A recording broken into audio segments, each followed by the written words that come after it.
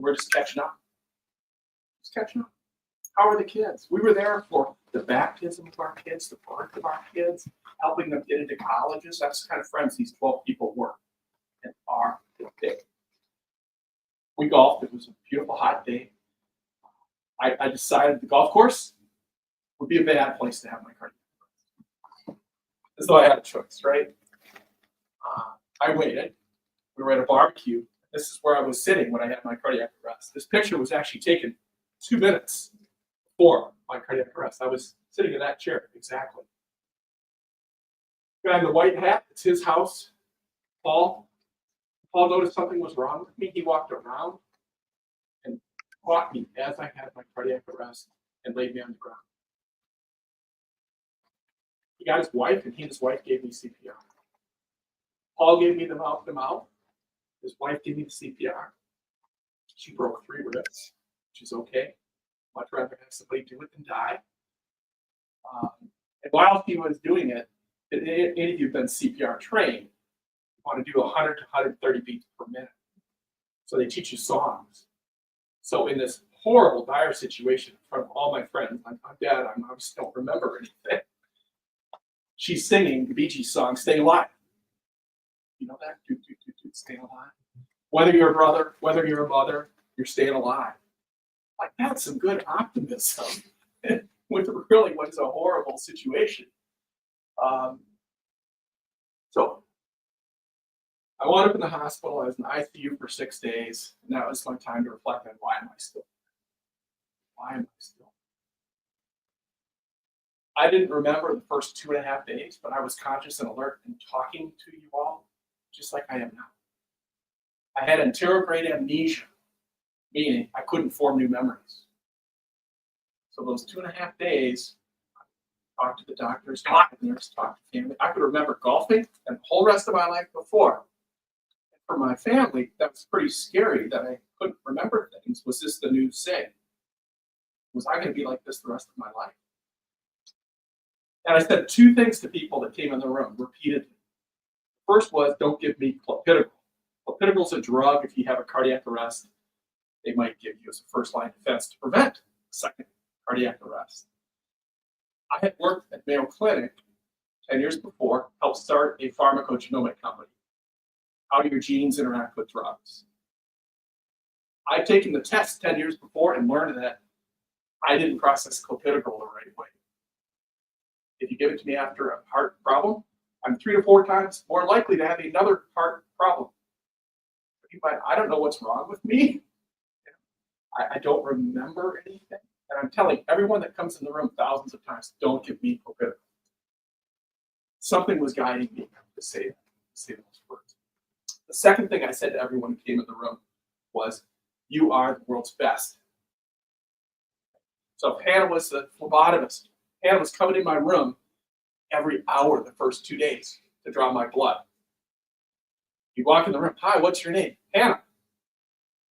Hannah, nice to meet you. You draw my blood, you're very, very good at it, and I would say, you're the world's best. You come back an hour later, it was like Groundhog Day. Hi, what's your name? Hannah. You're the world's best. You draw my blood, and I tell you that again. I didn't remember your name, I didn't remember you drew blood, nothing for 2.5 days. So the doctors would come in, the nurse would come in, a volunteer came in and shared with me. And I don't remember any of this. This is a pillow they give you if you have heart problems in the hospital and have broken ribs. A volunteer came into the room and gave me this. Said, hug this. It'll make your ribs hurt less when you breathe. Okay. Don't remember her giving it to me, but I told her, you're the world's best hundreds of times when she was in the room. So I asked myself, why did I say you're the world's best? And I think there were a few reasons I said. Remember, I was an athlete. I led teams at companies. It was the first time in my life I couldn't take care of myself at all. Nothing. Couldn't go to the bathroom, couldn't do anything, couldn't get out of bed. And my saying you are the world's best was my way of expressing gratitude to people. It's a fancy way of saying thank you, you're the best, I appreciate you, that was great. Just words I came up with, you're the world's best. And I learned this all from friends, family, my sister Maria after the fact that I had sing this record again and again and again.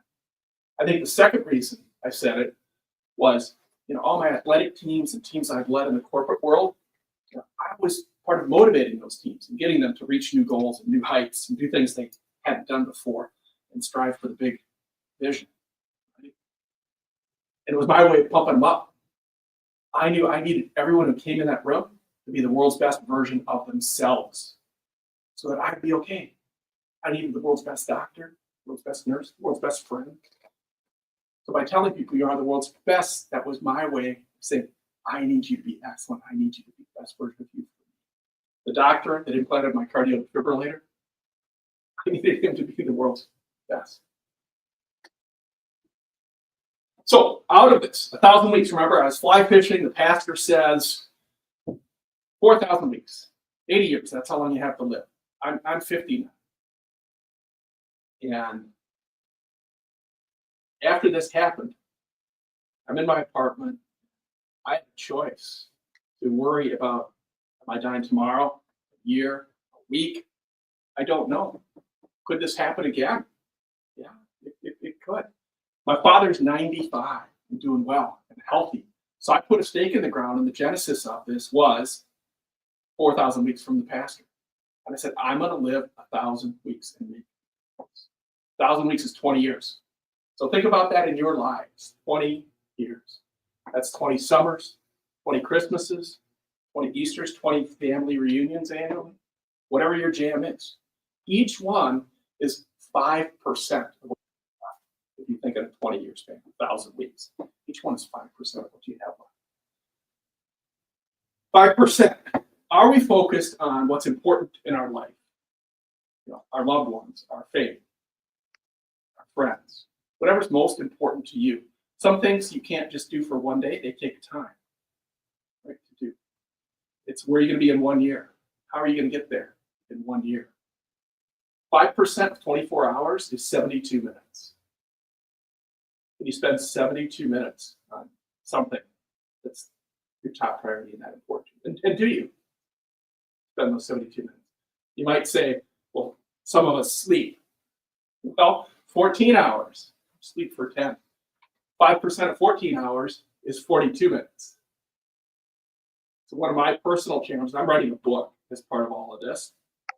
And I've never written a book before. So I challenge myself to spend 5% every day writing the book.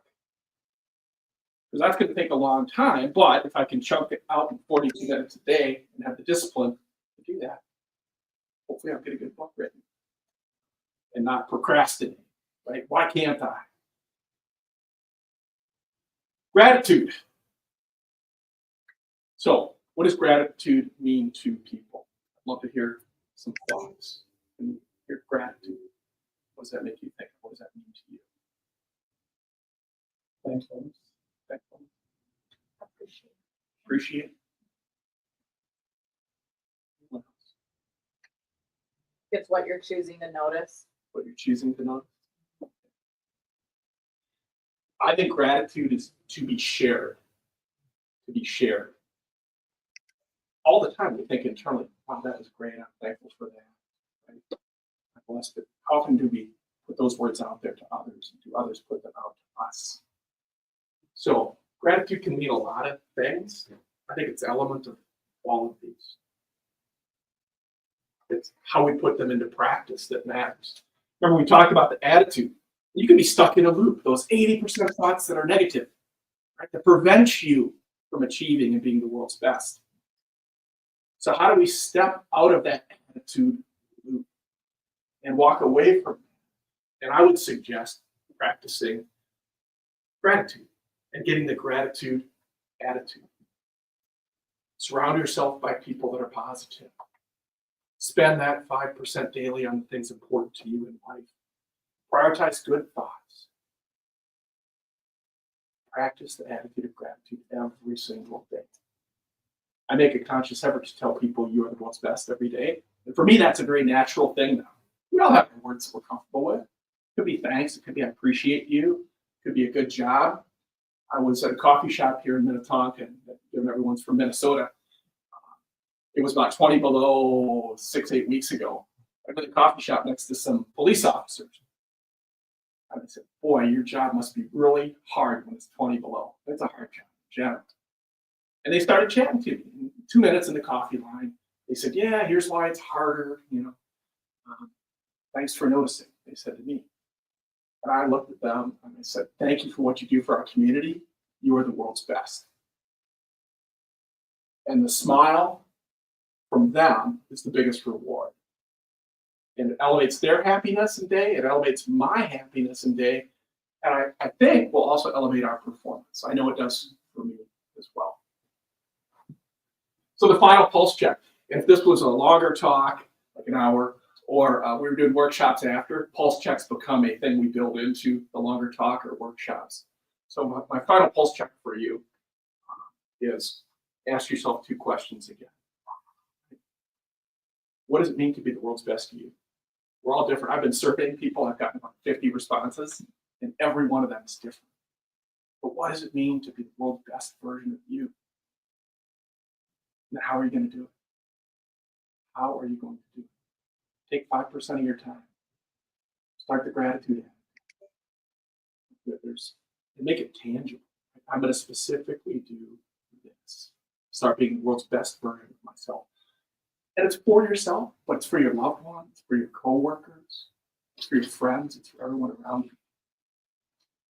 So we all have the power, talent, capacity to be the world's best. We just need to unleash it and be it. This is my second day in the hospital. I don't remember the photo he taken. It's my sister, her husband, my 2 boys, and some cousins, some nephews and nieces. We all are surrounded with people that love us and support us. And let's make sure we're loving them and supporting them. This is the nurse who took care of me every day on the last day. Coworkers, right? People that care for us, appreciate them. And then finally, this is Paul and Kim, the 2 that gave me CPR. This is 2 weeks after my cardiac arrest. I went to their home and said, thank you. You are the world's best. I'm here alive because of you. She in the photo, that was genuine, someone taken at the moment. She's cheering. She's cheering. Cheer for people in life, right? Cheer for others. They'll cheer back. So be willing to take the leap. Be willing to take the leap. Leave your comfort zone. Leave your comfort zone and adopt things that can help you be the world's best version of yourself with those barriers. That's my mission. That's why I'm still alive today, is to help others be the world's best version of themselves. And I hope you all can file that away and work on it. You can start today. Go home and tell someone a genuine way thanks for something in your own words. And then make yourself do that every day. So I'm on LinkedIn and website and a lot of stuff. So if you want to connect, that'd be great. Thank you. Wow. Great job. Is that longer than 15 minutes back you? Yes. Sorry. Great job. This is just the tips of the iceberg. It's just a glimpse of it. And so at this time, we'd love to start with the first speaker to get questions. And then if you have any questions with the first speaker, we'll clear that off. Second speaker, we'll clear that off. Third speaker, we'll clear that off while we're waiting for the last speaker. So thank you so much, Sid, for not dying, for living and making us to know that we are the world's best. So what do you think? I think we should start with the first speaker. Or you prefer we start with the last speaker? Questions? I say we just open it up to Okay, any questions. That's fine. We have questions for anybody you can ask. Yep. So I just have something to say to speak. Yep. I know you talked about God incidences and guiding angel. My husband and I, we live on a policy that, or our mantra is GPS. So you can be another looking at GPS, and GPS for us is God's positioning system. Mm. So you were in every role that you had, everything that you were doing, what God was positioning you to Yeah. that. Yeah. I have shared with Oliver that everybody that I interact with, I am very intentional because it's not an incident, it's not by chance. It was divinely ordained for you to meet and come in connection with that person. My connection with you is a heart that you have in the world, which is general news. I wouldn't be alive if I hadn't met those guys 30 years ago. So there is a reason and purpose. Yeah. Wow. Great contribution. Any other contribution? Question? I just had a comment. Great. So you weaved so many things together so well, but it was so funny because I remember you started with the world's best, but when you got into your story, so deep into it, like I was so into the story, but then for a second I found myself asking, where is this going, or what's the point of this? And then it was like not even 10 seconds later, you brought it back to the world's best. So it was kind of like, I don't know, maybe I just got lost in the story, but it just an observation. And then from that point till the end, like everything just like weaved back together. So I was like, yeah, I even like how like the pillow matches the heart. Like everything's very cohesive. Like the pillow matches the heart in your slogan. Like I'm sure all of this is intentional, but like everything weaves together. Yeah, it's very powerful. I need to share you're the world's best earlier and more often. Well, no, but I mean that just I guess is attention spans of humans. Because for a second I was like, No, you're right. I was like, where does this go? No, I appreciate you genuinely saying that. I'm here to But I'm learn like, and if I'm improve, so. ADD, but then like not even 10 seconds later, I'm like, oh yeah,